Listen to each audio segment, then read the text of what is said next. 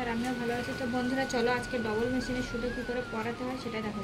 প্রথমে এই সুতোটা দিয়ে নিলাম, যে এই ছিদ্রটা যে কোনো তিনটের মধ্যে একটা দিলে হবে। তো তারপরে দেখো সুতোটা এখানটায় ধরে রাখতে হবে, ধরে রেখে এই যে এটা এখানটাতে দিয়ে এটা এইভাবে উঁচু করে দিতে হবে। তারপরে এই যে এটা দেখতে পাচ্ছ,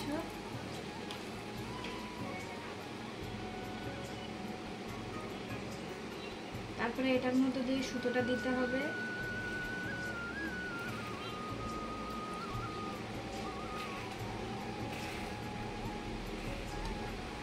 এখান দিয়ে দিতে হবে। তো দেখো বন্ধুরা সুতোটা এই দেখো টানলে এমনি চলে আসছে। তো তারপরে সুজের সুতোটা দিতে হবে।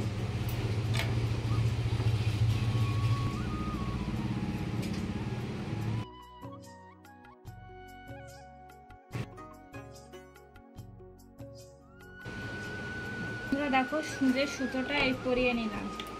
তারপরে সেলাইটা করার জন্য এই দুটো নিচে ববিনের সুতো আর উপরের সুতোটা এইভাবে দিতে হবে, দিয়ে সেলাই করতে হবে।